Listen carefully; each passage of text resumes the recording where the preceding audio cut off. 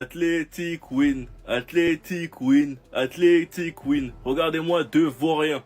C'est tout ça, deux vauriens. Un mec qui a pas d'yeux et un mec qui veut pas la réussite de son petit frère. Mais dès la pré-saison, c'est des matchs amicaux, on s'en fout, on va presser. Nico Williams, on va presser. Vous n'avez même pas aidé les gars, l'agenda que les Barcelonais ont actuellement sur Nico Williams. Vous avez même pas aidé et vous verrez sur Twitter durant la saison. Vous verrez, sachant qu'en plus, là où c'est délicieux, c'est que Bilbao est qualifié pour la Ligue des Champions. Donc en Ligue des Champions, on va encore plus se marrer. Certains vont dire, ouais, vous abusez, vous êtes dur. Moi, je suis désolé, les gars. Atleti win, la musique Lupita, tout ce genre de trucs, c'est de la provocation. Moi, j'ai trouvé personnellement qu'il a manqué de respect au club. Surtout que c'est lui qui est venu toquer à la porte et qui nous a dérangés, alors qu'il n'était pas dans les plans. Tout ça pour au final prolonger 10 ans. 10 ans avec Bilbao. Et ben, il y aura un agenda de fou sur lui. L'agenda n'a jamais existé. Tu vas souffrir. Et pour commencer, Nico Williams, on arrive à San Mamés. On va rire. On arrive. S'il est à son max de son potentiel, il te donne pas l'heure. Donc on te regrettera pas. J'espère qu'il sera au max de son potentiel. En tout cas, le hashtag Athletic Win, vous allez l'entendre plusieurs fois cette année. Je vous le dis. Sinon vous les gars, vous en pensez quoi? Rano, certains personnes s'ennuient. Mais Nico, c'est pas tout ce que tu dis Athletic Win. Oh, elle est où la victoire? On ne lit plus. Vous pensez que je rigolais quand j'allais dire qu'à chaque mauvaise performance, à chaque défaite de Bilbao, je serais là? Parce qu'il est des titulaires. Chef, c'est des titres. Vous êtes footballeur pour gagner des titres. J'en vais ce qu'on va te faire. Dites à Bilbao d'aller se préparer. Que je vois un seul joueur du Barça rigoler avec lui. Je veux tous vous regardiez comme ça là, quand il y a Nico. Tous qui taclent, qui truquent, vous. Bon bétail. Dis. Et toi qui es un grand frère toxique, Iñaki. Moi, mon petit frère, il perce un pont où il y a le Barça qui peut le signer. Fabrice ou Nixon, mes deux petits frères, jamais, je m'intercale comme ça en mode reste. Je veux vivre ton malheur avec lui ou quoi? Votre aïe l'hôpital de la part de la direction. Bon, foot, hein, mon cher. Tu vas payer bientôt là, tu paieras. Cher, imbécile. Et le baboquet. En tout cas, on sera là sur vos côtes, croyez-moi. Je serai pas derrière le Real hein, si ça affronte encore une fois. Mais on sera derrière vous. Bokeba, à suivre. Je poucave. Je vous ai dit que 2025, le pressing sur cet homme, vous n'êtes pas prêt. Nico Williams et l'Athletic win, l'Athletic lose. Ils viennent de perdre face à Alaves. Guettez la note. Il a tué quelqu'un. Il est venu avec des couteaux. Il a fait quoi dans ce match? Il a fait quoi dans ce match en fait pour avoir ces notes? Il a fait 12 passes. Il a fait 12 passes dans le match. Tout le match entier en 12 passes. Bien gaze avec son grand frère, le moins que rien. Très très gaze. Athletic win. Athletic lose. Et comme j'ai dit, le pressing sur lui, vous n'êtes pas prêt. Je vais le presser jusqu'à la fin des temps. Je vais le presser. Et rendez-vous en octobre ou en novembre qu'on va les jouer. Ce jour-là, la Hate Watch. La Hate Watch sera activée. Juste rester branché. Avec tes vieilles locks de Renoir dans tous les jeux vidéo. Tes vieilles locks. L'année commence bien. Déjà que l'année dernière, tu fais une saison bien gaze en Liga. Cette année, t'es pas prêt. Juste reste branché. Toi, tu crois qu'on va te laisser comme ça? Non, Zami, on va pas te laisser comme ça. T'as osé nous trahir, Nico Williams. Cette équipe de merde. Ce club de merde. T'as osé nous trahir? Ok, 10 ans sans Ligue des Champions. 10 ans sans Ligue des Champions. Tu vas comprendre, tu vas lire l'heure. T'as osé trahir le grand Barça? Oh là là là là là, c'est que le début, les gars. C'est que le début. Guettez ces notes, les gars, guettez ces notes. 5.8 contre Alves. Non, Nico Williams. En tout cas, Nico Williams, c'est toi qui as amené tout ça. Les gars, donnez-moi vos avis sur le commentaire. C'était Zulino du Brésil. Pau. Et donc ça, les entraînements du Barça, dites-moi que c'est un montage. Regardez-moi les contrôles qui nous sortent. Ils font exprès même de dégager le ballon au ciel. C'est pour raffiner à la même qui m'a mis en doute. Attendez, vous allez voir. Attendez. Là, ils ont encore mis le ballon en l'air. Qui va faire le contrôle? Eh ben voilà, Pedri. Vous n'êtes pas satisfait, encore du Pedri. Regardez là où ça part. Hein. Regardez. D'un coup, ça va ralentir. Bah, c'est Pedri. C'est pas fini. Maintenant, regardez Rafinha. Est-ce que c'est normal? Il y a un problème. Est-ce que c'est normal? On a tous vu la même chose, hein? Encore. Ils sont tellement à l'aise balle au pied que ça en devient flippant. Et pour une fois, l'équipe gagnante de l'entraînement d'aujourd'hui, il n'y a pas Lamine Yamal dedans, c'est eux là. Le média Mundo Deportivo nous informe aussi que Manchester City s'intéresse fortement à Jules Koundé. Malheureusement pour eux, le Barça travaille actuellement sur une prolongation à long terme. Et concernant Marcus Rashford qui vient de signer avec le FC Barcelone, d'après le média Sport, l'annonce officielle de Marcus Rashford au FC Barcelone aura lieu demain. Et il portera le numéro 19 laissé par Lamine Yamal. Concernant les latéraux du Barça, selon Fabrizio Romano, le Barça pense être assez fourni au poste de latéral droit avec Jules Koundé et Eric Garcia. Eric Garcia qui a été très bon lors de la deuxième partie de la saison dernière, notamment en Ligue des Champions où il a été décisif sur plusieurs matchs. Et finalement, à cause de ça, on nous dit que le club ne tentera pas Denzel Dumfries. Donc Dumfries au Barça, c'est mort. Hansi Flick a recalé un joueur qui voulait absolument signer au Barça. Écoute bien, je t'explique tout ça. La préparation estivale a déjà commencé côté Barça. Ça fait déjà plusieurs jours que les joueurs travaillent sous les ordres d'Hansi Flick.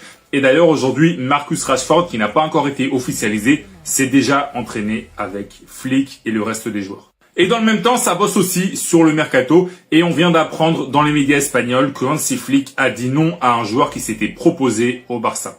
Ce joueur, c'est Denzel Dumfries, le latéral droit de l'Inter Milan. Le joueur s'est proposé au Barça. À la base, le club était plus ou moins intéressé, mais finalement, Hansi Flick a dit non. Pourquoi? Eh bien, parce que Hansi Flick, il considère qu'il a déjà assez de monde à cette position de latéral droit avec Koundé, Hector Fort et aussi Eric Garcia qui peut jouer à ce poste. Voilà, je vous mets la source, c'est un article du journal Sport. Il avait une clause libératoire de 25 millions d'euros jusqu'à la fin du mois de juillet, mais bon, finalement, le Barça n'est pas intéressé, donc le Barça ne va pas la lever. Donc on va voir si à gauche, le Barça voudra recruter, ça parle de Grimaldo, mais a priori, il n'y aura pas de renfort à gauche non plus. Donc voilà, si toi t'es fan du Barça, dis-moi dans les commentaires, est-ce que tu aurais bien aimé avoir Dumfries au Barça, oui ou non? Est-ce que tu penses que Hansi Flick a raison ou est-ce qu'il a tort? Dis-moi tout en commentaire et si tu veux être au courant de toute l'actu du Barça, je t'invite à t'abonner. 11 000 votants. Vous m'avez entendu? 11 000 votants. Le top 5 des meilleures équipes du 21e siècle voté par 11 000 personnes. Donc on retrouve en première place le Barça 2011, deuxième Real 2017, troisième le PSG de cette année, quatrième le Barça 2009 et cinquième le Barça 2015. Bon, avant d'en parler, juste pour flex un peu, en tant que supporter du Barça, il y a quand même 3 équipes différentes du Barça dans le top 5. Rien à dire. Mais par contre, là, ce qui a choqué pas mal de monde, c'est ça. Le PSG 3e devant le Barça 2009 et devant le Barça 2015. Et il y en a même qui ont parlé d'autres équipes. Manchester City 2023, le Bayern 2013, le Bayern 2020, qui a fait le sextuplé, qui a gagné presque tous les trophées avec Hansi Flick en entraîneur, Lewandowski qui devait avoir le ballon d'or, qui bat le PSG en finale de Ligue des Champions. Après, comme vous avez vu, plus de 11 000 votes enregistrés. Barça 2011 l'emporte, donc ça pour moi c'est de la logique pure. Sur les 2 premières places, ça reste assez objectif, même si on sait qu'il y en a qui vont mettre le Barça 2015 en deuxième, le Barça 2009 en deuxième. Le Real 2017, ils ont pas fait le sextuplé, ils ont pas fait le quintuplé même je crois, mais je vais pas leur cracher dessus. C'était une équipe incroyable. Après franchement, le PSG 2025, c'est pas ridicule de les mettre dans le top 5, mais 3e, je trouve ça un peu abusé. Tout simplement parce que, certes, ils font une année incroyable, mais j'ai la sensation et l'impression que, parce que c'est la première fois qu'ils remportent la Ligue des Champions, parce que c'est une année légendaire pour eux, on les met à cette place-là. Alors qu'en vrai de vrai, ils sont pas plus forts que le Barça 2009, ils sont pas plus forts que le Barça 2015. Est-ce qu'ils sont plus forts que le Bayern 2020? Je me pose encore la question. Ils l'ont vraiment fait, les gars. Le top 10 des meilleures équipes au 21e siècle. Il y a eu beaucoup de débats, ActuFoot a fait un vote, et voici le classement par rapport aux gens qui ont voté. Et spoiler alerte, les gens ne regardent absolument pas le foot. Après, est-ce que ça vous étonne? Moi personnellement, non. Mais on va quand même le voir ensemble.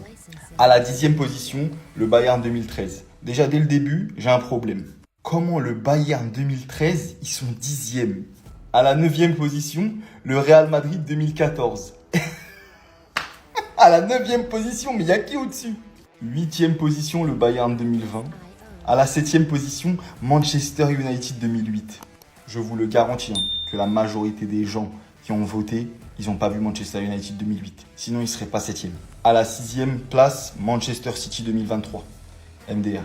On rentre dans le top 5 et il est hilarant. Vraiment, je ne sais plus si c'est du foot ou si c'est des blagues.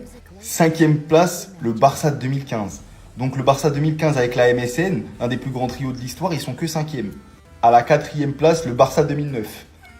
C'est la meilleure équipe de l'histoire en fait. À la 3e position, le PSG 2025. Franchement, j'ai envie de m'arrêter là tellement c'est ridicule en fait. À la 2e position, le Real Madrid 2017. C'est peut-être une des seules positions où je suis d'accord et encore il y a beaucoup de débats. Et en premier, le Barça 2011. Franchement, pour moi, le Barça 2009 est meilleur que le Barça 2011. Ça reste que mon avis. Messi, il a joué que en Liga ou en Ligue 1. Mais la première ligue, c'est plus dur. Il aurait jamais réussi là-bas. C'est ce qu'on entend tout le temps de la part des pros CR7. Comme d'habitude, il y a des gens qui parlent mais qui connaissent pas. Ils parlent sans connaissance, ils parlent sans se renseigner. Alors que tout est là, il y a Internet, tout existe. Lionel Messi contre le top 5 anglais. 34 matchs, 25 buts. D'accord? Contre Chelsea, Liverpool, Arsenal, Manchester United et Manchester City. CR7, 69 matchs, 22 buts contre le top 5 anglais. Donc, je vais me rapetissir, comme ça vous voyez bien. Hop. Voilà la différence entre les deux. Et on me dit que Messi n'aurait pas réussi en Angleterre. À ce qui paraît, Messi n'aurait pas pu marquer contre Everton, West Ham et ainsi de suite. Mais bizarrement, contre le top 5 anglais, il a 2 fois moins de matchs que CR7 et il a 3 buts de plus. Et attendez, parce qu'il n'y a pas les passes décisives. Si je cherche ça et que je trouve, je vous ramène. Ça sera dans une prochaine vidéo. Parce que là, il y a forcément des passes décisives de Messi. De Ronaldo aussi, sûrement. Mais je suis sûr qu'il y en a plus côté Messi. Donc voilà, à tous les haters qui pensent que Messi n'aurait pas pu jouer en Première Ligue, regardez ses stats contre le top 5 anglais, pas contre les derniers et les avant-derniers, et les stats de Ronaldo. Les gars, ouvrez les yeux. Eux, ils disent quoi encore? Le rôle principal de Rashford au Barça est de permettre à Rafinha de se reposer. Et donc Rashford, c'est quoi? Rashford, c'est un coussin? Rashford, c'est un coussin? Rashford, c'est oreiller? Rashford, c'est un matelas? C'est quoi Rashford, c'est quoi? Reposer comment? Rashford, c'est spa? Rashford, il est venu là, c'est pour jouer. Hein. Arrêtez vos trucs là de la rotation, tout ça. Rashford, il est là, il joue. Peut-être pas tout de suite titulaire, faut respecter. Mais s'il est fort, il joue. Arrêtez de mettre des projets que lui, il est là pour faire reposer Rafinha. C'est quoi ça? Rashford, c'est un matelas? Est-ce que c'est un matelas? Oui, sa tête derrière, elle est plate. Mais c'est pas un matelas. Vous, qu'est-ce que vous racontez, vous? Ah, commencez pas, hein. Est-ce que c'est un scientifique qui a dit ça? C'est pas un scientifique, lui, il connaît. Il peut pas dire ça. Je sais pas c'est qui est là-bas qui dit ça. Déco, j'espère que c'est pas toi qui a dit ça. Que Rashford, il est venu pour faire reposer Rafinha. Hein. C'est pas un oreiller, hein, Rashford. Hein. Arrêtez ça. Hein.